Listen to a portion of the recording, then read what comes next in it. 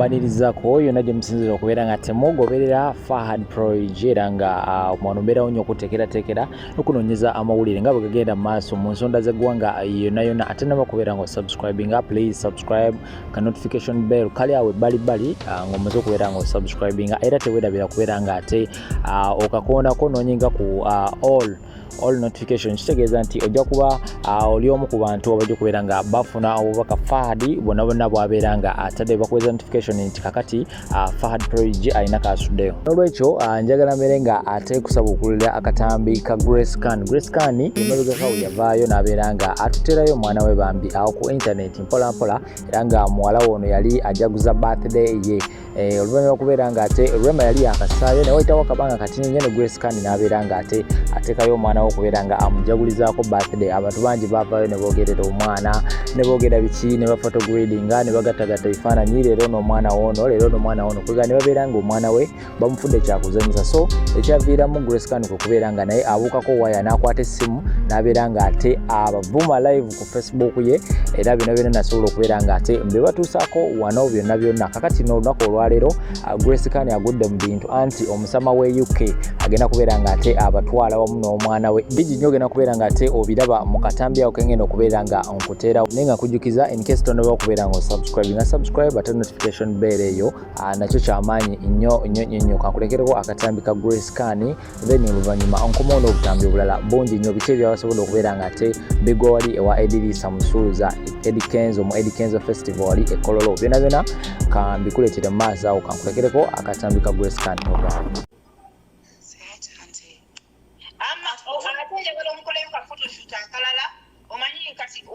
mbadde page eno gibadde kunkyali ng'ogambye oli tomboy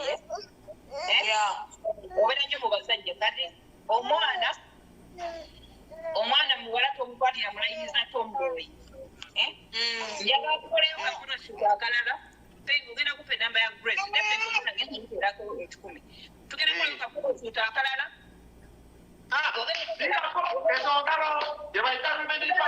December nina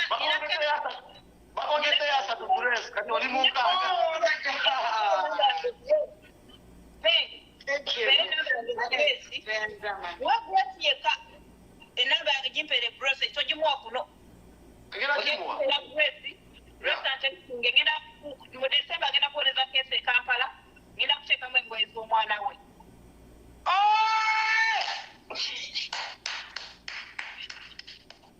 Ngenda kumukolera shopping. Benge, I'm dead. I'll wake up tomorrow. Just look at it. Yes. Shopping is I'll pay for the photo shoot. Oh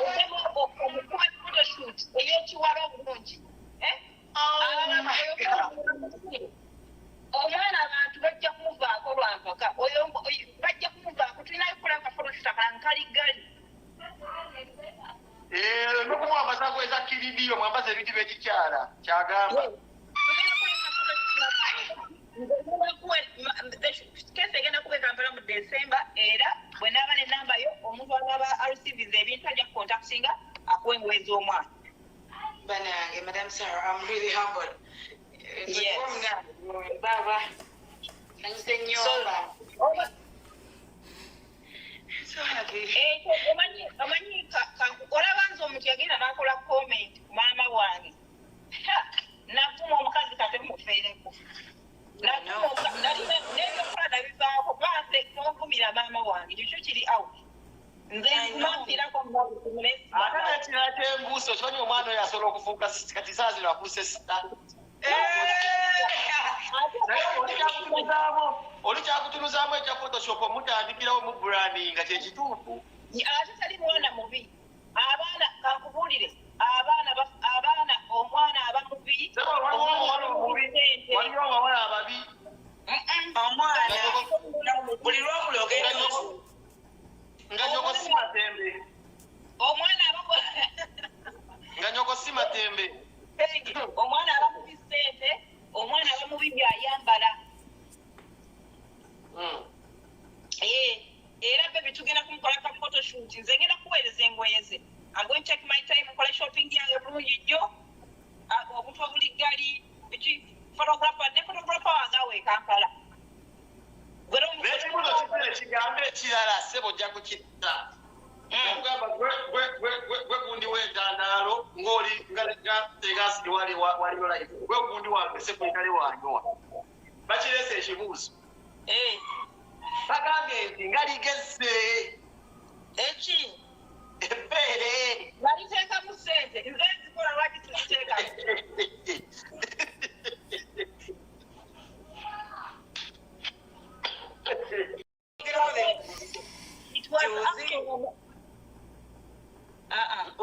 Komenti yange yajja ka video kono omuvubuka ono failed upcoming nga yeegaana oluntu omwana oyo yanyiiza nnyo obwo obuvubuka okyali upcoming tonnavala mu upcoming ogenda nkola mwana wa maama owawulidde omwana bamuyita omumbejja w'ebusoga.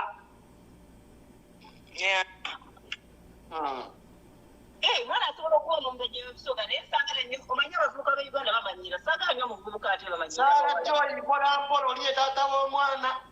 Taata w'omwana tujja kumugambako tujja kumwokyadde mu layini. Olaba ne Grace bamutiisatiisa nti okuddamu okwogera ku famire bayinza omukuba embiro obutayimbwa bwe yasuubiza okukuba abantu. Teyagenda kumukuba naawe baadde basaaka. Oyinza kuyita taata w'omwana akugamba ekisebo. Ate obadde oyagala mugambe nti sita ono Grace ye sita ono ennyimba za Grace nzimanyi bwe mbuli oba wamba bwe mbadde njagala mukwano hani mbadde njagala ku kakesi tukateeka ebbayi bambi gwegayiridde kajjamu ku byembiki oyogera nnyo nsobola okwogeramuko ne Sara wange kyembadde ŋŋamba Sara ekyanzijeko amawaya mune esandyagadde kukola bwe batyo naye bano abantu bagana simaya bagala kola katwala omwana wange simaya mu America bamukola simaya nyindo ya surgery simaya biki ebyanzijeko waya n'abantu badde baku mwana wange nga kyalina kyakoze nekirala njogedde awo ne nga nti oba oli awo maybe natudde ebifaananyi budde obutali butuufu naye maama yonna yonna ng'obeera oli awo omanyi bwadi olina okuta ebifaananyi naye Grace kyolina okumanya social media si aba faint hearted. Either you're going to choose to keep your child off social media oba omulenze obavume bakuvuma abantu bali depressed ekyo olina okimanyi. Omwana wange anti amulabeko kati naye nasala gye yamuwayo 1,000 kaabu yakuwanira endalogamba oli bubi mukazi muno munyonyole nti oli kifaire olina sente agenda mulabeko olwabyamuzeewo sitaawa obuuyo sana Joy ibako kyokula muganda wange oyo nedda reno nenda njagala mulabeko bulabe ye nga mumulaze nga ye just that bambikasi gye biyiti abaana gabavuma abaana daba bebi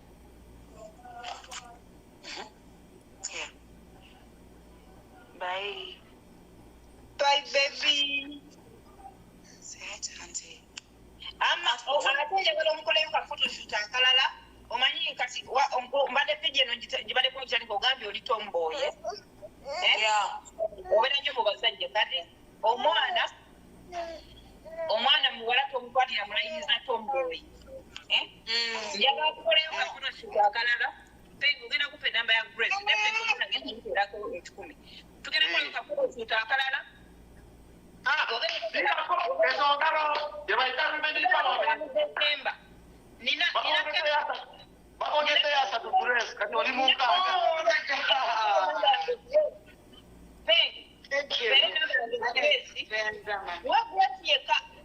enamba yange gimpere Grace togimuwa kuno ngenda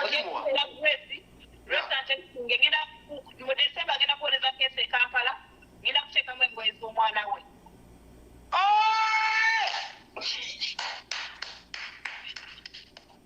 ngenda kumukolera shopping Benge, I'm dead. I'll wake up tomorrow. Just looking at yes. Ngana kamuleyo shopping zongo yeziri gali singu. I'll pay for the photo.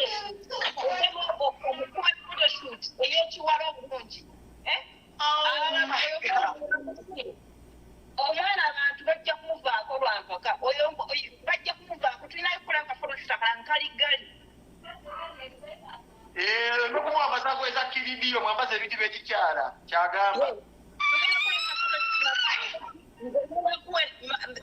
Kese egenda kuba Kampala mu December era bwe naaba n'ennamba yo omuntu anaaba alusiviza ebintu ajja kukontakitinga akuwa engoye z'omwana. Banange, Madam Sarah, I'm really humbled. Yes. Baba. So happy. Omanyi olaba nze omuntu yagenda n'akola comment ku maama wange. Natuma omukazi kate mufeereko. N'ebyokola nabivaako baase n'ovumira maama wange. Ekyo kiri out. Nze nkumampirako mubakutumule. Ate n'ekirala ky'embuuso kimanyi omwana oyo asobola okufuuka kati saa zino afuuse sita. Oli kyakutunuzaamu ekya Photoshop omutandikirawo mu branding nga kyekituufu. Ate tali mwana mubi. Abaana kankubuulire. Abaana omwana aba mubi. Waliwo abawala ababi. Omwana buli lw'obuli ogenda nga nyoko si matembe. Omwana aba Nga nyoko si matembe. omwana aba mubi ssente, omwana aba mubi by'ayambala. Era bebi tugenda kumukola ka photoshoot. Nze ngenda kuweereza engoye ze. I'm going to take my time nkola shopping yange bulungi nnyo.